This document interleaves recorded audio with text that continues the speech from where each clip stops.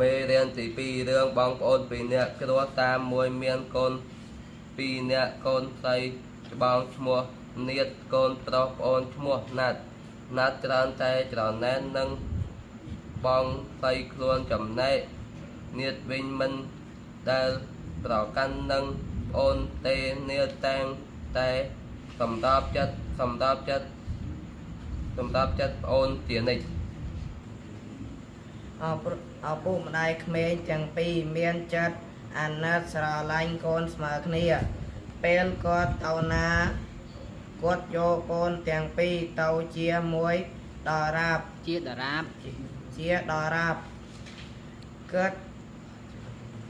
ប្រគំចំណីអាហារសំលៀកបំពាក់ទាំងពីរមិនអោយលើសកូនទាំងពីរមិនអោយលើសខ្វះគ្នាឡើយគាត់មិនដឹងថាត្រូវធ្វើដូចម្ដេចទេដើម្បីអោយណាតយល់ចិត្តបងស្រីនិងចេះស្រឡាញ់បងស្រីខ្លួនពួកគាត់តែងតែខ្វល់ខ្វាយនឹងរឿងណាតជានិច្ចមានថ្ងៃមួយពួកគាត់បានសាកល្បងដោយប្រើមញ្ជើបាយមួយគាត់ដឹងថាក្មេងប្រុសចូលចិត្តលេងកូនឡានពួកគាត់នាំគ្នាទៅផ្សារទិញកូនឡានជួមួយនឹងសៀវភៅមួយរូបភាពអំពីឡានតូចធំមួយសម្រាប់គាត់បានយករបស់ទាំងនោះទៅឲ្យណាត់នាតហើយប្រាប់កូនឯងទុករបស់នេះកុំឲ្យប្អូនឡើយប្អូនឃើញបងយកកូនឡាននេះឲ្យទៅប្អូនដោយប្រាប់ថា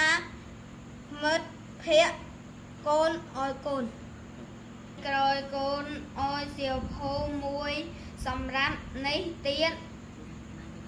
នាតទទួលយកយល់ព្រមធ្វើតាមម្ដាយ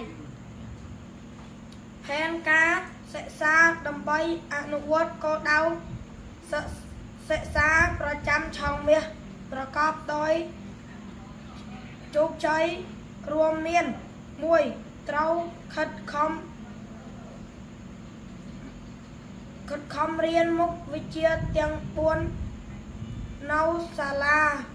និងនៅផ្ទះសាលារៀននិងនៅផ្ទះ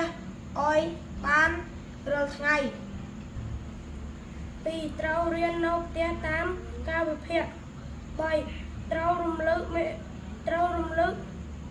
ឬរៀនបន្តម្ដងទៀតពីអ្វីដែលរៀននៅសាលាដើម្បីពង្រឹងចំណេះដឹង 4. ត្រូវរៀនមេរៀនថ្មីឬមេរៀនមិនទាន់យល់ច្បាស់ 5. ត្រូវមានសៀវភៅត្រូវមានសៀវភៅសិក្សាគោលទាំ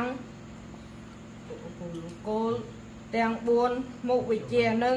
សៀវភៅស្រាវជ្រាវផ្សេងទៀត 6. ត្រូវចូលរួមធ្វើកិច្ចការនៅក្នុង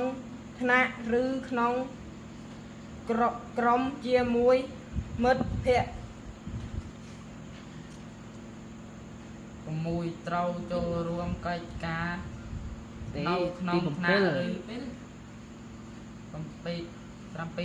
ត្រូវជំនះចិត្តដោយកុំអោយនរណាម្នាក់បង្ខំឬបបួលយើងចេញទៅលេងជាមួយបានឡើយ 8. ត្រូវហ៊ានសួរទៅអ្នកដែលចេះនឹងយល់ជាងខ្លួនលើខ្លឹមភាសាឬលំហាត់ដែលមិនទាន់យល់ច្បាស់ 1. តចរត្រអូត្រត្រង់ខិតខំរៀនមុខវិជ្ជាទាំង4ក្នុងសាលាត្រូវខំសិក្សា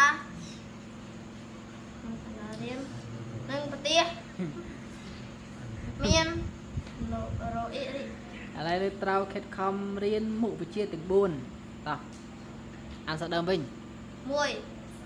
không điên mục bị chia tiếng bún nông xà la nộp ít nị nâng tia ôi em miên miên không miên មានបានមានទេតចង្រោ trò តចង្រោ trò ô trôm ត្រសអូត្រវោ trôm ត្រូវ trâu ត្រូវ trâu Ừ, riêng nâu tia ta tham một tang có ca luôn cả កាល cá rồi កាលឃើញលោអត់ cá កណាកាលតា rồi ý đi មិនរោអ៊ីរិទេវោសអ៊ីវោស្រអ៊ី vô ý vị vô vô vô vô yếp hiệp ហៀ hiệp cúp hiệp វិ vị hiệp វិ